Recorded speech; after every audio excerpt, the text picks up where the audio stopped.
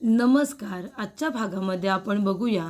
इथे मानसी आजी आता देवाजवळ प्रार्थना करत असतात की लवकरात लवकर भूमी परत येऊ दे. इथे देवाची आरती सुरू असते. तर तिथे आता मनामध्ये तर पौर्णिमेला खूपच जास्त आनंद झालेला असतो की भूमी आता परत कधीच येणार नसते. तरी ते भूमी आता स्वतःला वाचवण्याचा परिपूर्ण प्रयत्न करत असते. कसं तरी त्या कोल्ड स्टोरेजमधून ती बाहेर पडण्यासाठी धडपडत असते. मानसी आजी इथे आता मनोभावे देवी आईची पूजा करत असतात. आई योगेश्वरीची पूजा करत असतात आणि त्यामुळेच इथे भूमीला आता खूपच जास्त ताकद मिळत असते. आई योगेश्वरीचा आशीर्वाद भूमीच्या पाठीशी असतो. म्हणून एवढा कठीण प्रसंगातून सुद्धाही भूमी स्वतःला वाचवण्यासाठी प्रयत्न करत असते. तिथून बाहेर पडण्यासाठी धडपडत असते. तर इथे भूमीचा हात आता खाली लादीला चिटकलेला असतो आणि त्यामुळे तिच्या हाताचं मांस निघतं आणि तिच्या हाताला आता जखम होते. कारण इथे सगळीकडे आता थंड असल्यामुळे ते आता बर्फ झाल्यासारखी झालेली असते. तिच्या अंगातली ताकद ही संपत चाललेली असते. खूपच जास्त थंड वातावरणामध्ये ती पूर्णपणे आता सुन्न झालेली असते. तरीसुद्धा ती प्रयत्न करत असते की कसं बसं तिथून बाहेर पडता यावं. तरी ते भूमी आता एक आयडिया करते. तिथे एक चिकनपट्टी असते. त्याला खूप जास्त कागद असतो. तो आता पूर्ण चिकनपट्टीचा कागद ती आपल्या हातांना पायांना पूर्णपणे गुंडाळून घेते. त्यानंतर इथे भूमी आता पुन्हा प्रयत्न तिचे सुरू करते की काही करून हा दरवाजा उघडायचा आहे आणि इथून बाहेर पडायचं आहे. तर तिचं लक्ष जातं. एक नारळ असतो तिथे एका लाल कपड्यामध्ये गुंडाळून ठेवलेला. ती नारळ आता आपल्या हातामध्ये घेते आणि त्या नारळाच्या वजनाने ती कडी खोलण्याचा प्रयत्न करत असते. तो लॉक तोडण्याचा प्रयत्न करत असते. तरी ते भूमी आता स्वतःला वाचवण्यासाठी आणि तिथून बाहेर पडण्यासाठी खूप जास्त धडपड करत असते. जेणेकरून तिथून बाहेर पडल्यानंतर रागिणीचं कारस्थान सगळं सत्य इथे आकाशला सांगता यावं, पोलिसांना सांगता यावं आणि खरा गुन्हेगार सगळ्यांच्या समोर आणून द्यावा, यासाठी तिची ही धडपड सुरू असते. त्यानंतर त्या नारळाने आता ती लॉक तोडण्याचा प्रयत्न करत असते. तेवढ्यातच तिथून एक कपल जात असतं. तेव्हा इथे ती बाई म्हणत असते, काय रे तू आता माझ्याबरोबर आहेस तर माझ्याशी गप्पा मार ना. अजूनही तुझं लक्ष या मोबाईलमध्येच का आहे? ऑफिस आता सुटले, ऑफिसचं काम अजून करायची ही वेळ आहे का? तेव्हा इथे तो मुलगा म्हणत असतो, हे बघ माझं काम आहे. उद्या मला ऑफिसमध्ये जाऊन माझं प्रेझेंटेशन द्यायचं आहे आणि त्यासाठीच मला काही नोट्स बाजूला काढायच्या आहेत. तेव्हा इथे त्या दोघांचं बोलणं चालू असतं. तेवढ्यातच त्यांना धाड धाड असा आवाज येणं सुरू होतं. तेव्हा इथे तो मुलगा म्हणत असतो की इथून कसला तरी आवाज येतोय. तेव्हा ती मुलगी म्हणते, जाऊ दे ना, कसलाही आवाज असेल, आपल्याला काय करायचं आहे? तेव्हा तो म्हणतो, अगं बघ ना, इथे कोल्ड स्टोरेज आहे. कुणी जर आतमध्ये अडकलं असेल तर उगाच त्याच्या जीवाला धोका होईल. मी बघतो ना, त्यांना बाहेर काढण्याचा प्रयत्न करतो. तेव्हा ती मुलगी म्हणते, नाही नको हा, तू अजिबात पुढे जाऊ नकोस. हल्ली काय प्रकरणं घडतात, उगाच आपण जाऊ एक करायला आणि व्हायचं भलतंच. हे प्रकरण उगाच आपल्या अंगाशी येईल. हे बघ आपण इथे नको थांबूया, चल बरं जाऊया. तेव्हा तो मुलगा म्हणतो, अगं असं काय करतेस? जर कुणाला खरंच मदतीची गरज असेल तर आपण असंच निघून जायचं का? तेव्हा ती मुलगी म्हणते, मी सांगते ना तुला, माझं ऐक तू. अजिबात इथे जाऊ नकोस मदत करायला. हे काय प्रकरण आहे, आपल्याला याबद्दल काही माहिती नाही आहे ना. कशाला उगाच आपण पुढे पुढे करायचं. चल माझ्याबरोबर लवकर घरी चल. तर इथे आता ती मुलगा मुलगीसुद्धा तिथून निघून जातात. भूमीच्या मदतीला तिथे कोणीच येत नसतं. तरी ते आकाश आता भूमीला शोधत असतो आणि त्याला डिस्ट्रॅक्ट करण्यासाठी त्याच्याबरोबर अभिसुद्धा आलेला असतो. अभिची कारस्थानं कारस्थानं काही संपायला तयार नसतात. तर इथे आकाश आता विचारत असतो की भूमी नक्की कुठून गेली असेल. तेव्हा इथे अभि म्हणत असतो की आपण इथे का आलोय आकाश? तेव्हा आकाश म्हणतो की अभि, मला माहिती आहे कंपनीच्या मागच्या बाजूनेच ते लोक भूमीला घेऊन गेले असतील. कारण समोरच्या बाजूला तर प्रशांत उभा होता. त्याच्यामुळे याच रस्त्याने आणि याच रोडने ती माणसं भूमीला घेऊन गेली असतील, म्हणून मी याच रस्त्याने आलोय. तेव्हा इथे आता आपल्याला सरळ याच रस्त्याने जावं लागेल. काही क्ल्यू मिळतोय का ते बघायला लागेल. तेव्हा अभि म्हणत असतो, एवढ्या टेन्शनच्या वातावरणामध्ये सुद्धा याचं डोकं किती छान पद्धतीने चालतंय, किती हुशार आहे हा. तर आता आकाशची हुशारीसुद्धा अभिच्या लक्षात आलेली असते. तर इथे आकाशला माहिती असतं की भूमीला याच रस्त्याने घेऊन गेले असतील आणि म्हणूनच तो त्या रस्त्यानेच आता भूमीला शोधायला निघतो. तर इथे भूमीने आता तो ओला नारळ आपल्या हातात घेतलेला असतो.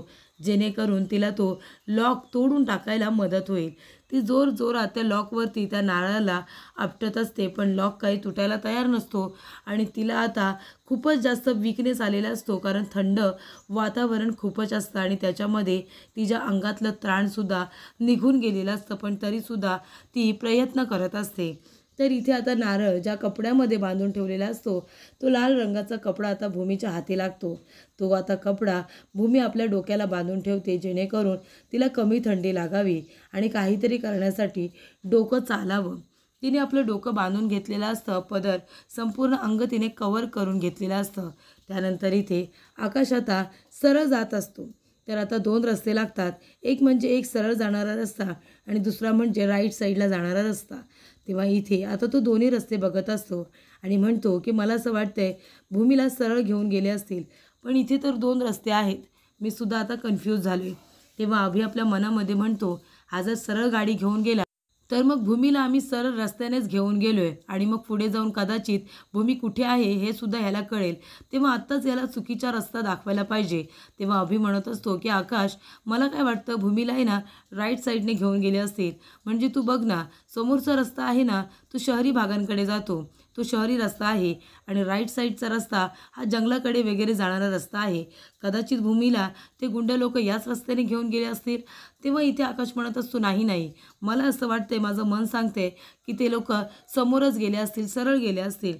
तेव्हा अभि म्हणतो की कधी मनाचंच नाही तर डोक्याचं, मेंदूचं सुद्धा ऐकायचं असतं आणि मला असं वाटतंय की ते लोक उजव्या बाजूने गेले असतील, आपण तिथून गाडी घेऊया. आता इथे अभि आता खूपच जास्त जबरदस्ती करतो, त्यामुळे आता आकाश राईट साईडने गाडी वळवतो. तर इथे भूमीची अवस्था बिकट झालेली असते. ती म्हणत असते की आकाश, मला माहिती आहे तू नक्की येशील. आकाश, मला माहिती आहे तू मला वाचवायला नक्की येशील. तर इथे अभि म्हणत असतो की आकाश काय झालं, कारण गाडी आकाशने थांबवलेली असते. तेव्हा आकाश म्हणतो की अभि, मगाशी मी तुला सांगितलं ना, माझं मन मला सांगत होतं की भूमीला ते लोक समोर घेऊन गेले असतील.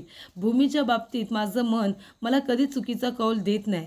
मला असं मनातून वाटते की आपल्याला त्या सरळ रस्त्याने जायला पाहिजे. अभि म्हणत असतो, अरे आकाश कसाला? तरीसुद्धा आकाश काही थांबत नाही. आकाश आता गाडी पुन्हा वळवतो मागे आणि आता त्या सरळ रस्त्याने जात असतो. तेव्हा आकाश म्हणत असतो की अजिबात नाही, मला माझ्यावरती विश्वास आहे, माझ्या मनावरती विश्वास आहे. ते लोक भूमीला सरळच घेऊन गेलेत, उजव्या बाजूला अजिबात घेऊन गेलेले नाही आहेत.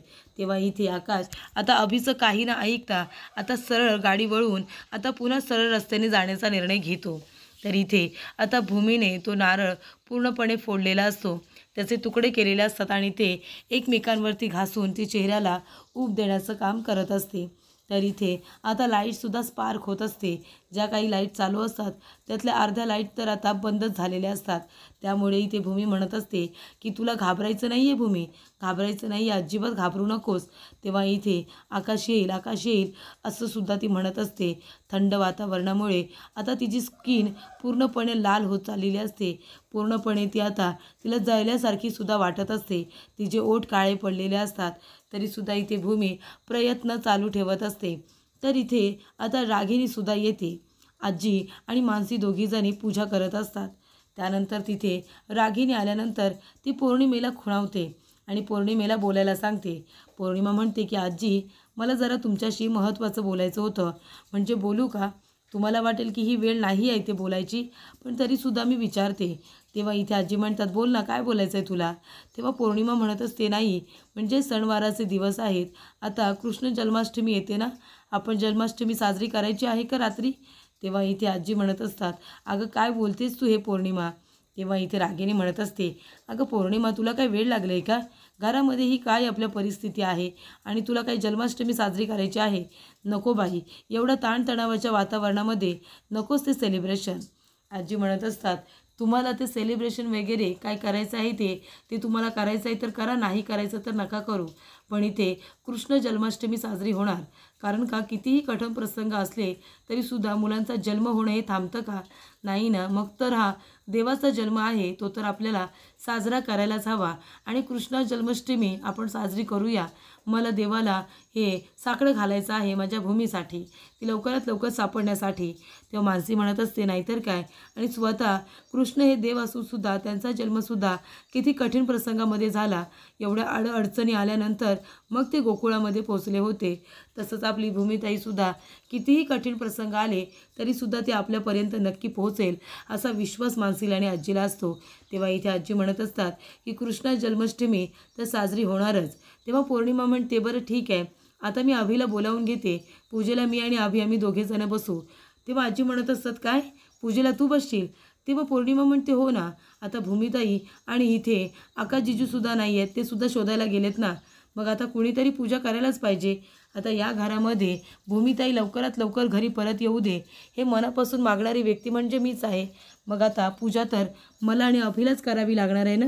तेव्हा आजी म्हणतात की अजिबात नाही, अजिबात तू पूजा करायची नाही आहे, आकाशला इथे बोलावून घ्या, आकाश यावर्षी एकटा पूजा करेल. तरी त्या आजी म्हणत असतात की आई योगेश्वरी, माझ्या भूमीवरती आलेलं संकट दूर करा आणि ते लवकरात लवकर घरी परत येऊ दे असं आता मागणं. इथे आता आजी आई योगेश्वरीकडे आता मागणं मागत असतात भूमीसाठी. भूमी इथे स्वतःला वाचवण्यासाठी प्रयत्न तर करत असतेच. त्यानंतर इथे आता अभि टेन्शनमध्ये आलेला असतो, कारण आकाश अगदी व्यवस्थितरित्या त्याच रस्त्याने चाललेला असतो ज्या ठिकाणी आता भूमीला बंद करून ठेवलेली असते. तेव्हा इथे अभि म्हणतो अरे देवा, हा तर त्याच रस्त्यावरती आलेला आहे, आता जर अजून पुढे निघून गेला तर तिथे आता कोल्ड स्टोरेजमध्ये भूमी आहे हे सुद्धा आकाशला कळते की काय, असा प्रश्न आता अभिला पडलेला असतो. तेव्हा अभि म्हणत असतो आकाश मला काय वाटतं, अरे ते जंगलाचा रस्ता होता ना, आपण खरं तर तिथे गेलं पाहिजे, मला तिथे आहे ना संशयास्पद काहीतरी वाटतंय. तेव्हा इथे एक दादा आता गाडीच्या समोर येतात. तेव्हा अभि म्हणतो काय रे, तुला दिसत नाही का? तेव्हा आकाश म्हणतो दादा अहो जरा बघून चाला ना, आता तुम्हाला गाडी ठोकली असती. तर भूमीने आता आवाज ऐकलेला असतो आकाशचा. तेव्हा ती आता आकाशच्या आवाजाने आता पुन्हा दाराजवळ येण्याचा प्रयत्न करते आणि तो लॉक तोडण्यासाठी आता प्रयत्न करणार असते, पण तिच्याने काही ते शक्य होत नसतं. आता आकाशसुद्धा इथे भूमीचा आवाज ऐकल्यासारखा गाडीतून लगेचच बाहेर पडतो. तरी ते भूमी आकाश आकाश अशी हळूहळू हाक मारत असते आणि दारापर्यंत जाण्यासाठी ती प्रयत्न करत असते.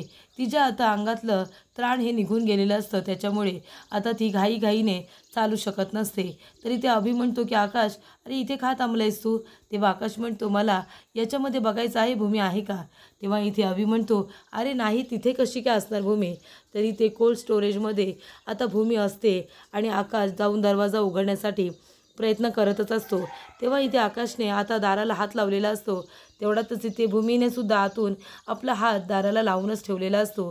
तेव्हा इथे दोघांनाही आता एकमेकांच्या भावना ह्या जाणवत असतात. तरी ते रागीने फोन करते अभिला आणि म्हणते काय चाललं आहे?